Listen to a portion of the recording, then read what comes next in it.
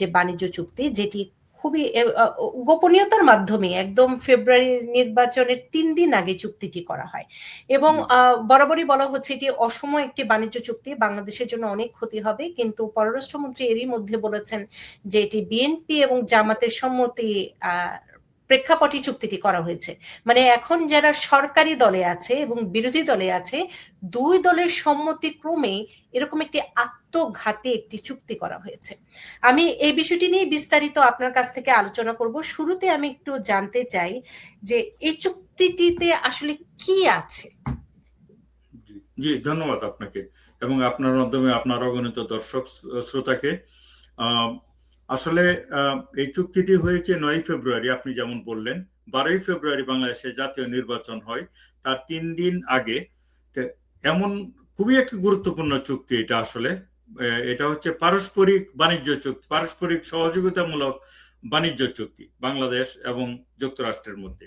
সেই চুক্তিটার মাধ্যমে বাণিজ্যের ধরন কি হবে, যুক্তরাষ্ট্র এবং বাংলাদেশের মধ্যে পণ্যের বিনিময় কিভাবে হবে, তাতে শুল্ক কিভাবে আরোপ করা হবে, এবং শুল্কর বাইরে গিয়েও অনেকগুলো বিষয় এই চুক্তিতে রাখা হয়েছে।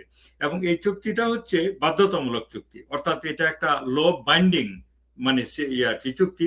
এটা করলাম, মানলে মানলাম, না মানলে নাই, এমন না। চুক্তি যদি কার্যকর হয় তাহলে সেটা পুরোপুরি মেনে চলতে হবে। এটা মানে বাংলাদেশ বাধ্য থাকবে, বিশেষ করে বাংলাদেশ। এই জন্য যে আমেরিকা তো অনেক শক্তিশালী একটা রাষ্ট্র, তারা যদি এই চুক্তির কোনো প্রভিশন ভঙ্গ করে তো বাংলাদেশের আসলে খুব বেশি কিছু করার থাকবে কিনা এই ব্যাপারে কিছুটা হলেও আমরা সন্দিহান। তবে বাংলাদেশ যদি কোনো ধারা না মেনে চলে তাহলে এই চুক্তিটাকে যখন তখন ইচ্ছা করলেই যুক্তরাষ্ট্র বাতিলও করতে পারবে। তাহলে আসলে বলা হচ্ছে দুই দেশই ইচ্ছা করলে বাতিল করতে পারবে, কিন্তু বাস্তবতাটা হচ্ছে এরকম যে যেই জাতীয় অসম একটা চুক্তি হয়েছে আপনি যেমনটি বললেন, সেখানে যুক্তরাষ্ট্রের মিনিমাম কোনো প্রয়োজন আছে বলে আমার কাছে মনে হয়নি যে যুক্তরাষ্ট্র এই চুক্তিটাকে বাতিল করতে হবে। কারণ এই চুক্তিটা 32 পৃষ্ঠার একটা চুক্তি, এতে অনেকগুলো ধারা উপধারা আছে। সেটা হচ্ছে যে আপনার 6টা সেকশনে ভাগ করা চুক্তিটা। তারপরে এর বাইরে গিয়েও অনেকগুলো মানে বাড়তি ডকুমেন্ট আর কি অ্যানেক্স হিসাবে যুক্ত করা হয়েছে। তো এই চুক্তিটার মূল বিষয়বস্তু হচ্ছে যে বাংলাদেশের সাথে যে যুক্তরাষ্ট্রের বাণিজ্য ঘাটতি রয়েছে। কারণ আমরা বাংলাদেশ আমেরিকার কাছ থেকে খুব কম পণ্য আমদানি করে এখন পর্যন্ত $2 বিলিয়ন ফর এক্সাম্পল। আর ইউএস বাংলাদেশের কাছ থেকে $6 বিলিয়ন বা $8 বিলিয়ন $8 বিলিয়ন পণ্য সামগ্রী বলতে বিশেষত হচ্ছে গার্মেন্ট ইন্ডাস্ট্রির যে রেডিমেড গার্মেন্টস, সেটাই 80% দ্রব্য বাংলাদেশ থেকে কিনে হচ্ছে আপনার তৈরি পোশাক খাত থেকে। তাহলে যে বাণিজ্যের যে অসম আমেরিকান মানে প্রেসিডেন্ট ডোনাল্ড ট্রাম্প বলছে যে এই আমাদের সাথে বর্তমানে অনেক বাণিজ্য ঘাটতি বাংলাদেশের রয়েছে। শুধু বাংলাদেশের না, কিন্তু একই লাইনে আমেরিকার প্রেসিডেন্ট পৃথিবীর প্রায় সব দেশের সাথে যে তাদের বাণিজ্য, সেখানে কি পরিমাণ ঘাটতি রয়েছে আমেরিকার সাথে, সেগুলি তারা নতুন করে তদারকি করেছে, নতুন করে ইভালুয়েট করেছে, করে গিয়ে অনেক দেশের উপরে শুল্ক আরোপ করেছে নতুন করে। একইভাবে বাংলাদেশকে বলেছে যে তোমাদের সাথে আমাদের $6 বিলিয়ন বাণিজ্যের ঘাটতি রয়েছে, সুতরাং এটাকে কমিয়ে আনতে হবে। অর্থাৎ তোমাদের কাছ থেকে আমরা যেমন $8 বিলিয়ন দ্রব্য কিনি, একইভাবে বাংলাদেশকেও প্রায় $8 বিলিয়ন কাছাকাছি দ্রব্য বা পণ্য আমাদের কাছ থেকে কিনতে হবে। এখন এটা যদি কিনতে হয়, সমস্যাটা যেখানে হচ্ছে বাংলাদেশ একটা তো অনুন্নত দেশ, আমাদের এমন কিছু মানে ইউএস এর কাছে কাপড় চোপড় বাদ দিয়ে বিক্রি করার তেমন কিছু নেই। আবার আমেরিকার কাছ থেকেও আমাদের পণ্য আমরা যখন আমদানি করি পৃথিবীর কাছ থেকে, তখন এটা মোটামুটি ভাবে প্রতিযোগিতামূলক বাজার থেকে আমরা আমদানি করি। যেই জিনিসটা যে দেশ থেকে কিনলে বাংলাদেশের জন্য সহজ হবে, সস্তা হবে, সেইভাবেই আমরা কিনি। কিন্তু এই চুক্তির মাধ্যমে অনেকগুলো বাধ্যবাধকতা বাংলাদেশের উপর আরোপ করা হয়েছে। এটা হয়তো পর্যায়ক্রমিকভাবে আমরা বলবো যে এইখানে মূলত ইউএস যে ছাড় দিয়েছে বাংলাদেশকে, এটা হচ্ছে যে প্রথম শুল্ক ধারণ করা হয়েছিল 35%। বাংলাদেশের যে কোনো জিনিস ইউএসএ তে ঢুকলে 35% শুল্ক দিতে হবে। সেটা দর কষাকষি করে পরে 20% নামিয়ে আনা হয়েছিল। এখন এই চুক্তির মাধ্যমে এটা 1% মাত্র কমিয়ে 19% করা হয়েছে। এর মানে আমাদেরকে যে ছাড় দেওয়া হয়েছে এটা খুবই সামান্য। তার বিনিময়ে বাংলাদেশের উপর অনেকগুলো শর্ত আরোপ করা হয়েছে। শর্তগুলি কয়েকটা আমি বলি। প্রথমত হচ্ছে যে যুক্তরাষ্ট্রের যে কৃষি পণ্য সেগুলি বাংলাদেশকে বাধ্যতামূলকভাবে কিনতে হবে $3.5 বিলিয়ন। $3.5 বিলিয়ন এবং যুক্তরাষ্ট্রের বাজারে যে দাম রয়েছে সেই দামে জিনিসগুলি কিনতে হবে। কারণ হচ্ছে যে এগুলি তো যুক্তরাষ্ট্রে তো জিনিসগুলো আসলে সরকার বিক্রি করে না, এটা তো হচ্ছে প্রাইভেট ইন্ডাস্ট্রি, সবকিছু হচ্ছে ব্যক্তি মালিকানাধীন চলে এখানে ব্যবসা। হ্যাঁ, তাহলে আমাদের মনে করুন এই দেশ থেকে আমাদের আমদানি করার $3.5 বিলিয়ন যে পণ্য আমদানি করব সেগুলি হবে হচ্ছে আপনার কৃষি পণ্য। কৃষি পণ্যগুলো কি? সেগুলি হচ্ছে আপনার মানে আটা ময়দা, তারপরে হচ্ছে চিজ মানে পনির, তারপরে হচ্ছে মাংসজাত দ্রব্যাদি, তারপরে হচ্ছে আপনার সয়াবিন ওয়েল, এই জাতীয় অনেকগুলো কৃষি পণ্য কিনতে হবে। তো সমস্যাটা হচ্ছে এই জায়গায় যে এটা কিনাটা যে আপনার একটা অপশন এমন না যে তোমাদের যদি পোষায় তাহলে কিনবা, এরকম ব্যাপারটা না। $3.5 বিলিয়ন পণ্য আমাদের কিনতেই হবে, এটা হচ্ছে বাধ্যতামূলক। এবং এটা বাধ্যতামূলক যে যখন আমরা এই পণ্যগুলি বাংলাদেশ অন্যান্য দেশ থেকে অনেক কম দামে কিনতে পারে। ফর এক্সাম্পল, আমাদের তো আসলে গরুর মাংস কেনার প্রভিশন রাখছে এখানে। গরুর মাংস তো ইউএসতে আপনি জানেন যে আপনারা সবাই আমরা ইউএসএ তে বাস করি, এখানের দাম কত। তারপরে হচ্ছে যে আর কি চিজ বলতে যে জিনিসটা বাংলাদেশে যেটা মূলত পনির। এখন পনির জিনিসটা তো বাংলাদেশের কালচারে অত বেশি গুরুত্বপূর্ণ না, এটা আমরা খুব বেশি কেউ কেউ হয়তো যারা শৌখিন তারা কিনে, আদারওয়াইজ 8 গ্রামের পনির যেটা সেরকম জিনিসগুলি আমরা কিনি। তো পনির কিনতে হবে, কালবাসা কিনতে হবে, তারপরে হচ্ছে বিভিন্ন ধরনের যত ধরনের এই যে মাংসজাত দ্রব্য সেগুলি কিনতে হবে। এটা নাম্বার 1। নাম্বার 2 হচ্ছে আমাদেরকে যুক্তরাষ্ট্রের কাছ থেকে আপনার যে মানে জ্বালানি পণ্য মানে হচ্ছে যে ন্যাচারাল গ্যাস অথবা তেল, এগুলি কিনতে হবে হচ্ছে $15 বিলিয়ন আগামী 15 বছর ধরে। এবং প্রতি বছর $1 বিলিয়ন জ্বালানি আমেরিকার কাছ থেকে কিনতে হবে। তারপরে কিনতে হবে হচ্ছে আমাদের 14টা যুদ্ধ জাহাজ, মানে বোয়িং বিমান আর কি, 14টা কিনতে হবে।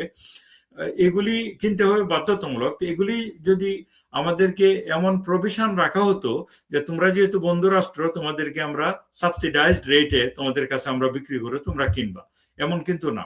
ব্যাপারগুলি হচ্ছে আমাদের কিনতেই হবে। এখন বাংলাদেশের জন্য সমস্যা এখানেই শুধু না, এখানে ওরা যেটা চুক্তিটাতে বলেছে, আমি একেবারে প্রথম লাইনটাতে আমি বলি যে এখানে বলছে যে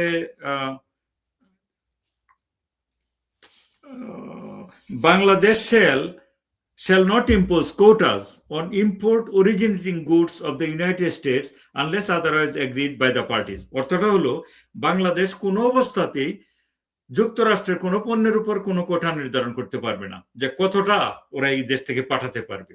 মিনিমাম কোনো কোটার কোনো প্রভিশনই রাখতে পারবে না।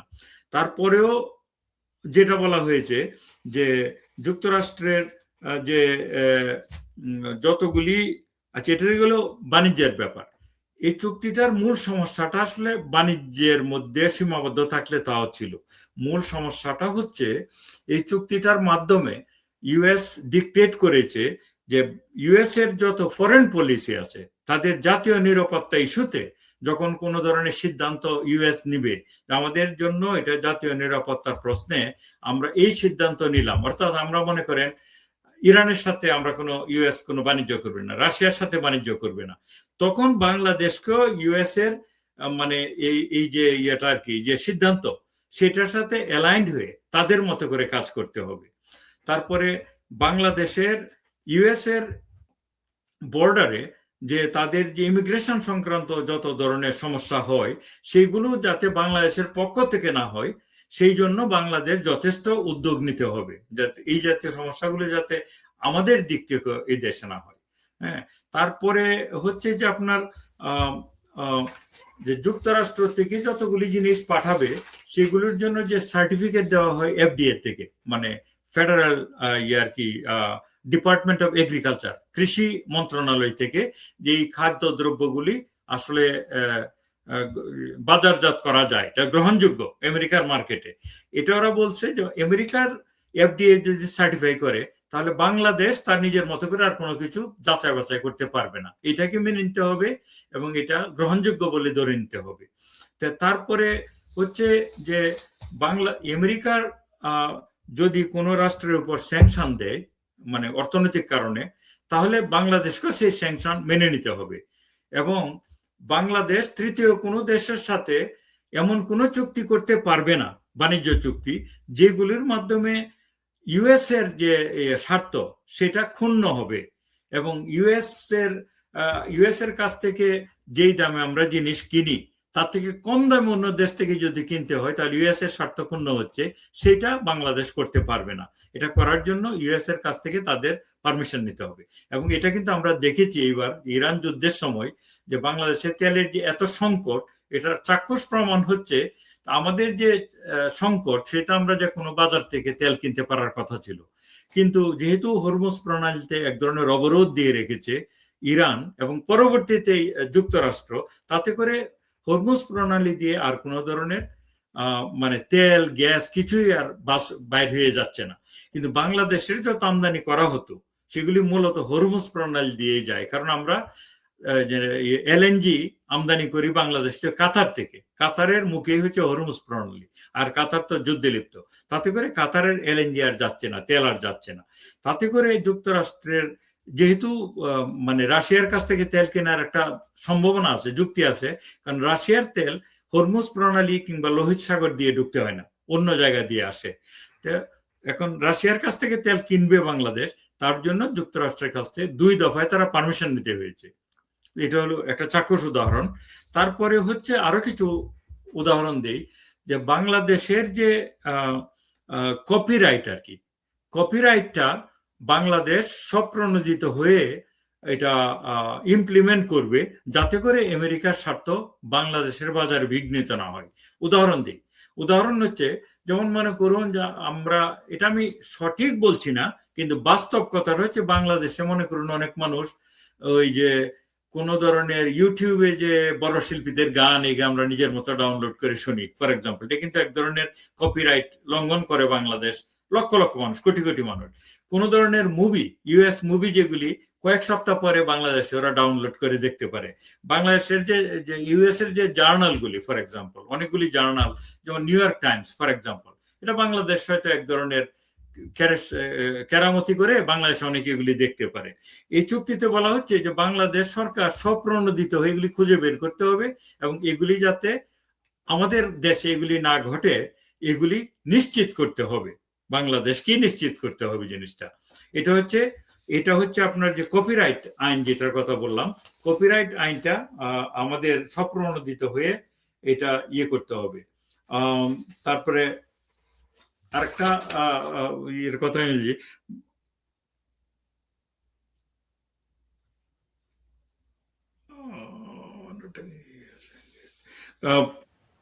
বাংলাদেশের যে ইয়েগুলি আমাদের কারখানাগুলো, একটা গরিব দেশ বাংলাদেশে মানুষকে অনেক সময় ইনসেন্টিভ দেওয়া হয় যে তুমি একটা কারখানা খোলো, তোমাকে সহজ শর্তে ঋণ দেওয়া হবে অথবা ভর্তুকি দেওয়া হবে। বাংলাদেশে তো অনেক জিনিসই ভর্তুকি দেয়, কারণ তা না হলে সাধারণ মানুষ কেনার সক্ষমতা রাখে না।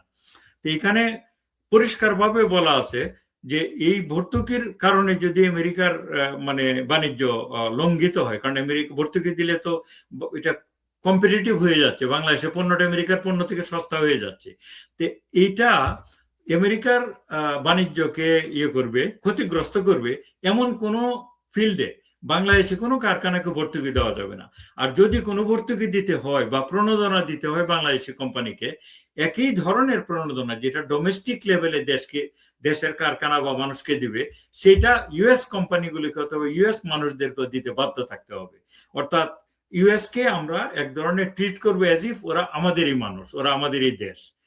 এটা খুব সুন্দর শুনতে, যে ঠিক আছে, তাহলে মনে হচ্ছে যে আমরা অনেকটা ইউএস এর অংশই হয়ে গেলাম, যে ইউএস এর স্বার্থ যেহেতু আমাদের এতটা গিয়ে রক্ষা করতে হবে, চুক্তিগুলি যখন আপনি পড়বেন তখন আপনার মনে হবে যে ইউএস। আপনার শেষ কথাগুলো আমরা শুনতে পাইনি খালিদুজ্জামান, আপনি বলছিলেন ইউএস এর অংশ, এই বিষয়টি নিয়ে বলতে চাচ্ছেন। এই বিষয়টি আপনি চুক্তির যে ধারাগুলো সবগুলি ধারা পড়লে আপনার কাছে মনে হবে যে বাংলাদেশ যুক্তরাষ্ট্রের স্বার্থ, বাণিজ্য স্বার্থ, তারপরে হচ্ছে জাতীয় নিরাপত্তার স্বার্থ, অর্থনৈতিক স্বার্থ, তারপরে হচ্ছে প্যাটেন্ট স্বার্থ, তারপরে হচ্ছে যে এই যে ইমিগ্রেশনের স্বার্থ বাংলাদেশ এমন ভাবে রক্ষা করতে হবে এজ ইফ এটা বাংলাদেশ হচ্ছে যুক্তরাষ্ট্রের একটা অঙ্গরাজ্য।